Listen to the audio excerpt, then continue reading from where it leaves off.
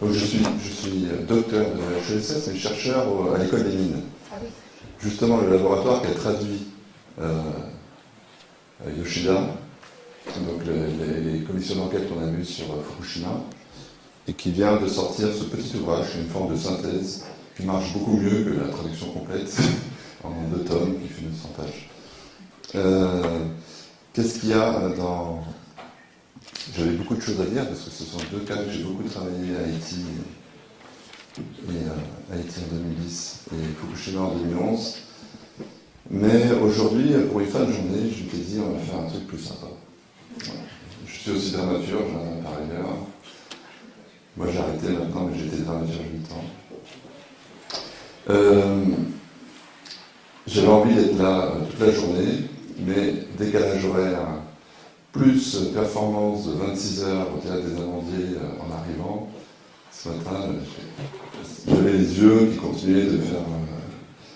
Alors, aujourd'hui, je vais essayer d'aborder 2 aspects, et puis conclure sur autre chose. 2 aspects des catastrophes qui me semblent importantes. On pourrait dire, 2 variables. Vous entendez ? 2 variables. La première, la variable culturelle, en prenant en compte 2 façons d'entendre culture là-dedans. D'abord, une variable, la variation de la perception et de l'appréhension des catastrophes selon les sociétés humaines, qu'on soit au Brésil, au Japon, en France, etc. Et la deuxième, selon les cultures disciplinaires.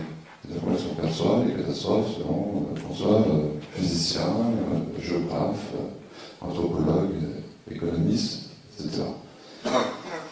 Et ensuite, dans le deuxième point, qui sera beaucoup plus court, de toute façon, de conclure, je ne sais pas à quelle heure je commence. 17 heures, 30 minutes.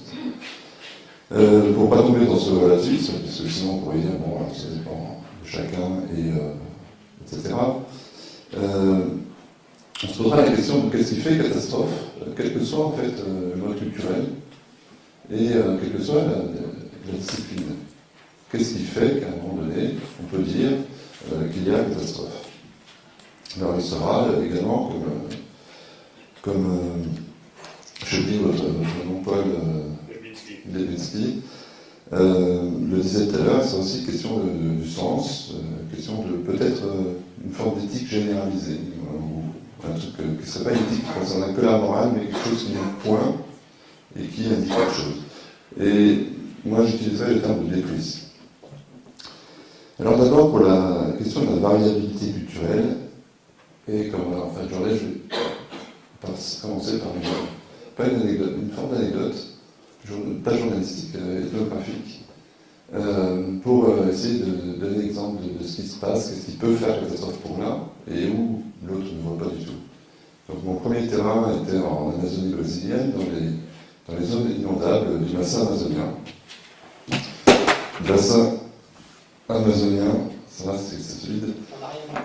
Bassin amazonien qui fait à peu près, une zone inondable qui fait à peu près 7 fois le territoire de la France.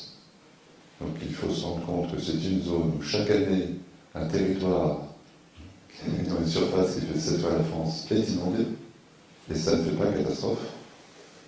C'est déjà une première chose. Et bien dans cette zone-là, moi j'habitais pendant 1 an dans une maison sur pilotis.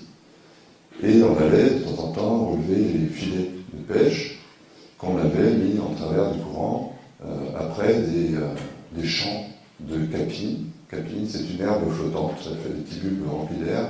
Donc c'est des champs qui ondulent comme ça, on passe à travers en canoë à travers ces champs. Et on met de temps en temps quelques coups de machette. Comme on y va tous les jours, il y a un petit chemin au milieu qui s'est fait. Mais on utilise des coups de machette pour l'entretenir, parce qu'il se resserre aussi. Et dans ces herbes-là, il y a énormément d'insectes. Donc généralement on commence, on part, on met des chaussures en t-shirt, puis après il commence à faire chaud, puis je me sers du t-shirt pour enlever les insectes. Et puis quand ce jour-là, un jour, on sort du champ, on rejoint le cours majeur du fleuve, qui est très fort, c'est le fleuve Amazon, donc qui a des remous, etc. Donc d'habitude on longe le champ de capine, on remonte vers le point de pêche.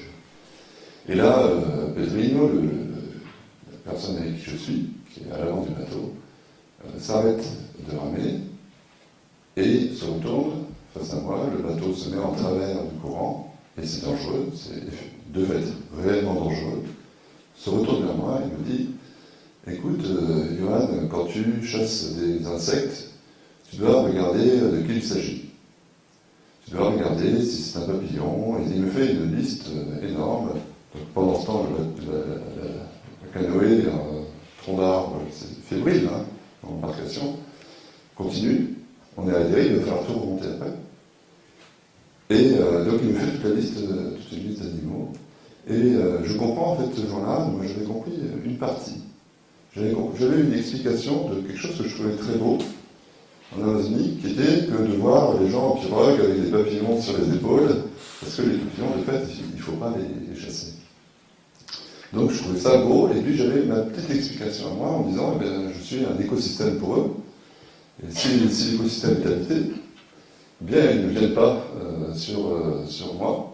Et de fait, ça marche, parce que quand vous avez vos alliés avec vous, les papillons, ben, vous ne vous retrouvez pas avec les autres insectes, qui eux peuvent vous piquer, type certains scarabées, etc. Donc il y avait une vertu pragmatique, qui était effectivement, mais ça n'expliquait pas la gravité de Pedro, à ce moment-là, Pedrinho, de prendre ce risque, de me mettre en danger, et de prendre ce temps d'arrêt pour dire stop, tu ne dois plus le faire. Et en fait, pourquoi? Parce qu'il y avait un risque de catastrophe pour le village, en tout cas à l'échelle de ce village, qui était un risque de catastrophe diplomatique. C'est-à-dire qu'il y avait possibilité de rompre un lien politique avec la société du fleuve, dont tous ces insectes étaient les émissaires, en quelque sorte les ambassadeurs. Et donc si je ne les accueillais pas sur mon territoire, eh bien il y avait un risque d'entrer en conflit avec la société du fleuve. Donc la tragédie, et le potentiel catastrophique était complètement invisible pour moi avant d'apprendre qu'il y avait une société du fleuve, qu'il y avait des relations de diplomatie entre la société des humains, la société du fleuve, etc. Donc ça, c'est des premiers éléments. Peut-être un deuxième, c'est quand j'avais commencé ma thèse, j'avais eu une question très difficile pour moi, qui était arrivée dès le début, à l'occasion d'une conférence à Vulcania, qui est dans le Massif central, une conférence publique, et on m'a posé une question toute simple, qui était pourquoi les Japonais continuent-ils de vivre au Japon? C'est vrai, je venais de faire une sorte d'histoire où je déclinais des tsunamis, des tremblements de terre, des incendies très fréquents pour Edo, la capitale, à Tokyo maintenant, etc. Donc, la question pouvait paraître, elle pouvait se poser, même si elle nous fait sauter, bien sûr, elle peut aussi ne pas se poser. Mais elle m'a chiffonné et pendant, je pense que j'ai dû mettre 2 ans pour arriver à une réponse un peu tricky, une manière de répondre, qui était de mettre en œuvre un outil de l'enseignement en anthropologie, qui est le principe de symétrie, donc de symétriser la question. Alors imaginons que je sois japonais, que je regarde l'histoire de la France, et je me rends compte que tous les 40-50 ans, il y a des guerres quand même qui font un paquet de morts. Puis des guerres qui durent énormément. Puis il y a vraiment des choses sur le très long terme, en termes de conflits guerriers. Donc je pourrais poser la même question, étant japonais, à dire aux Français, mais pourquoi vous vivez en France? Pourquoi vous vivez en France? En fait, chaque société naturalise son histoire. À l'aune de sa culture, elle voit les récurrences de son histoire comme étant normales. On n'appelle pas guerre catastrophe. Les guerres ont une chose à elles, elles ont une culture, il y a des formes de décrets, etc., qui régulent, des formes de code d'honneur, de chevalerie qui étaient là, des choses qui régulent ça, une culture de la guerre. Et donc ces guerres-là nous apparaissent comme normales. Elles nous apparaissent comme faisant l'histoire. Et avec elles vient quand même quelque chose de stable, parce que toutes les sociétés définissent un régime de stabilité, quelque chose qui fait figure de nature, qui fait figure en fait de choses indépendantes de la vie humaine, ou comme chose qui dure dans le temps, ce qui est œuvre sur les temps très longs. Eh bien, pour nous, c'est la nature. Cette nature, alors je suis physicien de formation, cette nature, si on faisait exploser la Terre avec notre arsenal atomique, ça ne changerait pas ce que nous considérons comme la nature, à savoir, en physique, à savoir la constante gravitationnelle, elle ne bougera pas. La vitesse de la lumière, elle ne bougerait pas. La constante de Planck, etc. Donc la capacité d'agir, de modifier ce que l'on appelle nature. La capacité, donc on verra peut-être la différence entre le vouloir et le pouvoir. Donc là, la capacité et le pouvoir, la possibilité de changer ça. Et donc nous, on a les guerres, et puis en même temps, les pâquerettes repoussent, la nature reprend ses droits, et on fait comme ça, il y a une forme au moment des guerres, de description d'une nature immuable qui continue son cours comme si de rien n'était pour elle, à son niveau. Et bien au Japon, c'est l'inverse. C'est pas la nature, le physis, nature d'un environnement qui fait figure de durable dans le temps, peut se confronter à une nature épileptique, une nature qui ne cesse de bouger, et qu'est-ce qui fait figure de constante de ce qui se maintient à travers, c'est ce que les Grecs appelaient le nomos, c'est-à-dire la culture.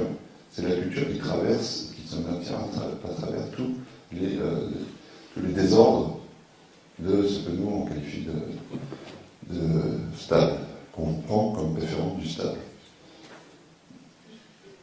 Alors on a comme ça une variabilité, effectivement. Alors en anthropologie aujourd'hui, ça je ne peux pas le présenter aujourd'hui, mais aujourd'hui on n'est pas sur cette opposition physis-nomos, on a quelque chose d'un peu plus d'un peu moins logique. En tout cas, c'est d'autres logiques. Et on a aussi des questions de temporalité, des questions d'échelle qui viennent frotter là-dedans. Mais ça serait un autre sujet. Mais pour montrer comme ça, voilà, cette histoire cette question profonde, interne du relativisme culturel. D'ailleurs, tout à l'heure, le séisme l'année 1995 au Japon a été évoqué. Il se passe deux choses en 1995 au Japon, deux choses en tout cas marquantes pour la société japonaise. C'est le 17 janvier, le tremblement de terre de Kobe, et je ne sais plus quelle date, j'ai oublié, je crois que c'est en septembre, l'attentat au gaz sarin dans le métro de Tokyo par le secteur.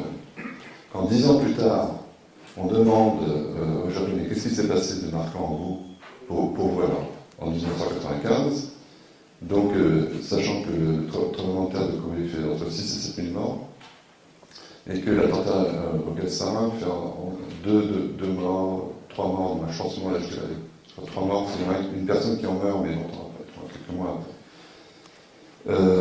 Et là, c'est pas, et puis en termes économiques, c'est incomparable. En termes économiques, il n'y a pas de photo du tout.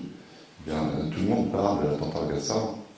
Pourquoi ? Parce que c'est l'ordre social qui est mis en cause, parce que ce sont des Japonais qui attaquent des Japonais. On est pile poil dans ce qui fait catastrophe pour le Japon. Donc, et en fait, je rajoute quand même une petite chose, c'est qu'il y a quand même quelque chose de commun, alors ça, je le rajoute là parce que j'en parlerai pas à la fin. Il y a quelque chose de commun entre toutes les sociétés, c'est que toutes les sociétés évitent le chaos. Le chaos, c'est le désordre dans tous les ordres. C'est-à-dire le désordre dans la nature, et le désordre dans la culture, et le désordre dans le rapport au temps, de tout savoir, de ne plus avoir continuité de projection, de plus se projeter dans le futur et de se couper du passé, d'être en rupture avec le passé. Eh bien, toutes les sociétés évitent que les désordres soient partout. Donc moi c'est une manière de comprendre, alors ça bien sûr c'est un cadre théorique, c'est une manière de comprendre que quand il y a un tremblement de terre au Japon ou quand il y a des orages très forts comme j'ai pu en vivre, moi je suis un petit peu fébrile, eux ils sont très stables. Il y a une question que si c'est le désordre dans la nature, il ne faut pas que ce soit aussi dans la culture. On retrouve ça dans les familles africaines. Mais ce serait peut-être d'autres histoires. Donc, dans les familles africaines, on a aussi une culture de la famille, une culture de la faim. Alors, ça passe par des rituels de jeûnes très prolongés, etc., sociaux, où ça ne dégénère pas, on apprend la faim. Parce qu'effectivement, quand c'est le chaos, si c'est des gens partout, vous augmentez complètement l'incertitude et les impacts. Ensuite, la deuxième variable culturelle, c'est celle qui concerne les disciplines.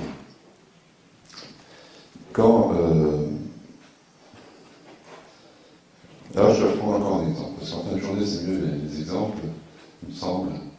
Là, j'habite dans un village de campagne, au Japon. Je suis en train de travailler sur, je pense, une des catastrophes les plus importantes du moment. C'est marrant parce que le entrain, il est contraire à ce qu'on prend en général comme catastrophe événement. Maintenant, je travaille sur les catastrophes non spectaculaires, qui ne sont pas dans les médias, les spectaculaires, j'appelle ça. Et là, je travaille sur l'exode rural. Je travaille sur l'exode rural, la destruction du patrimoine ordinaire, les fractures entre familles, la solitude, la famille de la solitude, la fin des rizières, les friches, la dépression écologique de la diversité des espèces, etc. Et dans cette région-là, où il y a des gens qui habitent aussi, et puis il se trouve qu'il y a peut-être en mai, février, mars, avril, mai, il y a 4 mois, j'avais accompagné un ami qui veut mettre en place une sorte de Airbnb. Et donc on est allé voir des amis à lui pour voir un peu comment ça se faisait. Et il se trouve qu'une semaine après cette visite, cette personne que je connais que de cette visite, eh bien, la maman de cette famille, où il y a deux enfants, un mari, et cette femme avec 36 ans, est morte, s'est suicidée. Et donc, dans le cas de ce suicide, bien sûr, on a là une tragédie, on a une catastrophe à l'échelle familiale, c'est sûr. Je dirais, on a à l'échelle du village, et même jusqu'à nous, parce qu'elle n'est pas à côté, à 25 km, jusqu'à nous, il y a réactivation d'un mode de crise. On sent qu'on est dans une zone critique, ça nous le rappelle.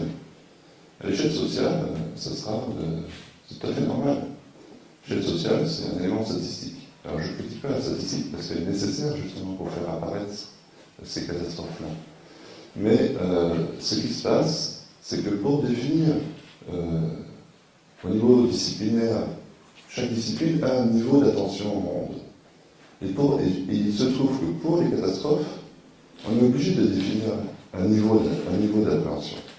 Ce qui est catastrophe à un niveau donné, un niveau structurel, disons, pour notre terminologie, un niveau structurel supérieur, c'est de l'ordre de la crise, et un niveau structurel encore supérieur, c'est de l'ordre de la normalité.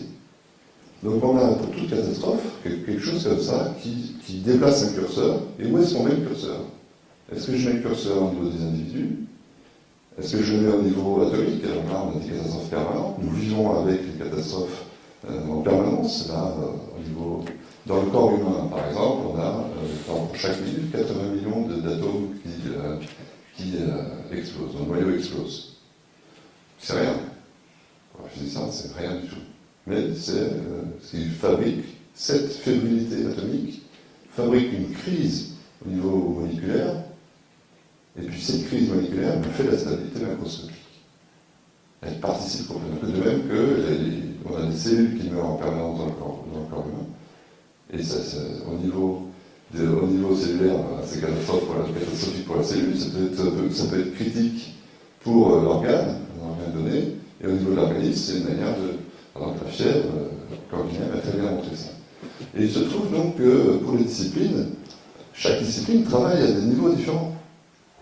Donc quand on appréhende une catastrophe, eh bien, même Fukushima, là je parle de la partie tsunami et tremblement de terre de Fukushima, eh bien, même dans ce cas-là, pour le géologue, c'est la vie, c'est ce qui fait la vie terrestre. Il y a la nécessité d'une activité géologique, sinon il n'y a pas de vie sur Terre. Et même, donc il y a comme ça un ordinaire, une possibilité toujours, en changeant d'échelle, de voir les catastrophes comme étant ordinaires, de les voir comme relevant de la crise, ou de les voir comme relevant de la destruction d'une entité. Alors comment est-ce qu'on va faire? On va voir ce qu'on va faire pour choisir, pour dépasser cette réalité scalaire, en fait. C'est pas dépasser, se positionner. Ça va encore 5 minutes, c'est ça? Oui. C'est un peu plus. Même un peu plus, ouais. Okay. Donc on a une question. On a la possibilité en fait, j'avais proposé donc, de voir cela en termes de rupture de niveau. Je vais reprendre un autre exemple. Toujours encore plus en fin de soirée. L'autre exemple, c'est je suis capable de dire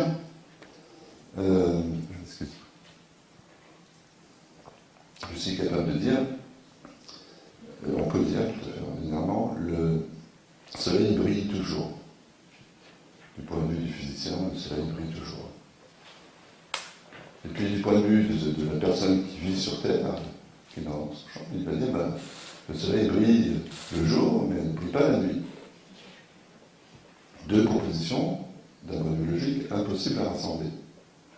Et pourtant, ça ne pose aucun problème à personne ici. Pourquoi? Parce que nous sommes capables de varier dans nos niveaux d'existence. Quand je pense le soleil brille toujours, j'ai une position d'astrophysicien, en fait. J'ai une condition ontologique qui me met à ce niveau-là. Et je peux comprendre cette réalité de physicien, d'astrophysique, que le soleil brille toujours. Et quand je pense que le soleil brille la nuit et pas le jour, je suis dans une condition ontologique qui est celle terrestre. Et en fait, je peux varier dans les niveaux d'existence. C'est précisément la définition même de l'existence. La capacité de sortir de niveau, de changer d'échelle. Eh bien, cette capacité de rassembler sans problème des réalités opposées, des réalités contradictoires, c'est la capacité de faire émerger du sens. Ça a du sens pour moi, parce que je suis capable de relier des niveaux d'intelligence, des niveaux d'existence, des niveaux ontologiques qui sont différents. Bien que contradictoires, ça continue de faire sens, ça ne me pose pas un problème de contradiction. Donc cette capacité à changer de niveau ontologique, c'est précisément la capacité d'exister. Eh bien, quand il y a catastrophe, on perd cette capacité à changer de niveau d'existence. La catastrophe radicale, c'est celle qui fait qu'on n'est plus qu'à un seul niveau d'existence. On est, par exemple, on souffre tellement qu'on ne peut exister que sur le plan organique. Il devient impossible d'écouter et même d'entendre celui qui nous parle du soleil qui brillerait, etc. On est ramené à un seul plan, et la catastrophe, c'est ça. La catastrophe, c'est de ne plus pouvoir exister. C'est de ne plus pouvoir changer de niveau. C'est d'exister sur le plan de sa fonction sociale et de ne plus pouvoir relier ce que produit cette fonction sociale avec l'existence familiale, ou l'inverse. C'est de ne plus pouvoir faire le lien entre des contradictions qui sont inhérentes, de ne plus pouvoir accepter ces contradictions, surmonter ces contradictions. Cette capacité à surmonter les contradictions, c'est la capacité, justement, à donner sens, à prêter sens à ce qui nous environne. Tout à l'heure, par exemple, dans le cas de Paul, s'il y a des couplages entre le présent et l'avenir, eh bien, il y aura une catastrophe pour la finance. Si on est avec un no future, où l'avenir est complètement imprévisible, si j'ai bien compris ce que vous disiez, la finance, c'est bon, la finance, c'est catastrophe pour la finance. Donc il y a comme ça tout un ensemble de couplage des modalités d'existence, des régimes d'existence, des niveaux d'horizon que l'on a sur le monde. Eh bien, il faut pouvoir continuer à les relier, ou alors, si on n'est plus capable de le faire, c'est qu'on est en train de vivre une catastrophe.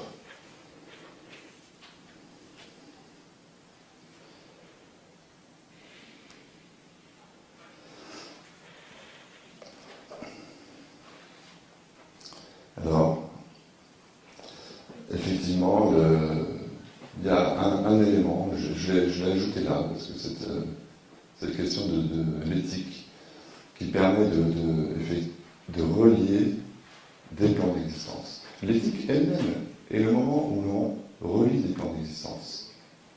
Le choix non éthique est celui qui ne relie pas. Le choix éthique est celui qui fait que je relie mon geste avec la vie de quelqu'un d'autre, ou que je réalise un geste, je sais pas, je pense à, il va être controversé nécessairement, prenons-le comme un mauvais exemple, je jette mes déchets à la poubelle, et je relie ça avec mon existence écologique, planétaire. Donc pour moi, ça a un sens éthique, c'est un choix que je fais, parce que ce choix-là me permet de prêter sens et de maintenir mon niveau d'existence domestique avec le niveau d'existence écologique, donc d'essayer de maintenir un couplage qui pour moi fait sens, tout simplement. Eh bien, cette éthique-là, elle n'est pas que morale, elle concerne tout ce que j'ai évoqué comme niveau. Il y a des choix moraux, il y a des choix qui sont sensibles, il y a des choix organiques. Je dirais presque éthiquement, est-ce que je choisis... je vais me raconter autrement. Mon père, quand j'étais petit, disait, quand j'étais malade, qu'est-ce qui te fait envie? Mais dans ce qu'est-ce qui te fait envie, il ne me disait pas qu'est-ce que tu de la chantilly, etc. Il me disait qu'est-ce qui te fait envie pour te soigner. Donc ça pouvait être n'importe quoi. Ça pouvait être de la mayonnaise, ça pouvait être des framboises, mais il fallait que j'écoute pour relier la nourriture, quoi, et quelque chose qui était une sensation interne. Donc de coupler l'organique et le gastronomique. J'aurais pu dire le gastrique et le gastronomique, si je veux. Et donc, et là, effectivement, il y avait un choix, qui est un choix éthique pour le gamin, parce que il m'aurait donné tout ce que je voulais. Il allait chercher, il allait au supermarché, il allait prendre. Donc j'aurais dit la chantilly, il aurait fait la chantilly. Donc là, il y a un choix éthique. Est-ce que je fais le choix de ce qui me soigne, de ce que je sens dont j'ai besoin pour me soigner, ou est-ce que je fais le choix de ce qui va me provoquer une jouissance immédiate? Voilà.